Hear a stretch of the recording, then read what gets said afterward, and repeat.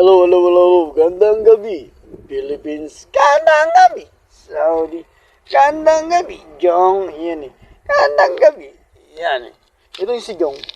Probinsyano. May isang alamat na naman tayo. Yan.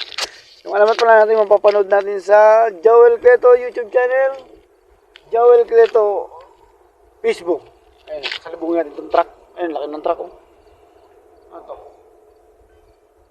Bunggoy natin o tayo bubunggoyin. Ngayon, si Jong, lumuwas ng Manila, galing ng probinsya. Siyempre, probinsyano, diba? Tapos hanggang sa nakatulog siya sa bus. Ngayon, ang konduktor, ito nung si Atan. Ay, si Atan na naman eh. Atan na naman eh. Yan. Yun. Ngayon, habang nakatulog to si Jong, hindi naman inistorbo to ni Atan. Kasi gawa nga ng, siyempre, galing probinsya. Galing probinsya.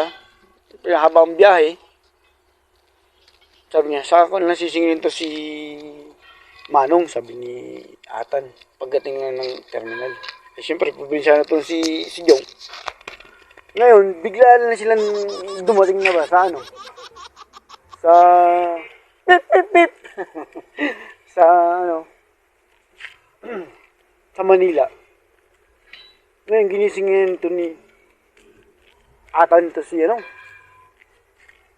Si Jong. Sabi niya, Manong, nasa Manila na po tayo, nasa terminal na. Ay, salamat, sabi ni Jong. Pagbaba ni Jong, nagwala.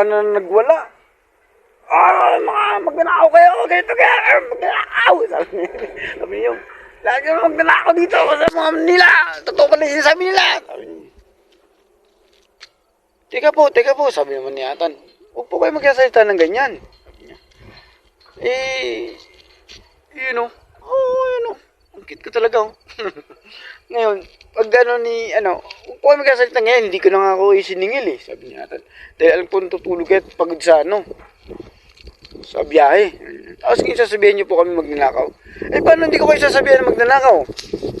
Yung umakit ako ng bus, iniwan ko sa labas yung tsinelas ko. Ngayon, bababa na ako, wala na. Yun lang. Iniwan yung tsinelas sa bus. Sa labas ng bus ni Jong. Yawa ka, Jong.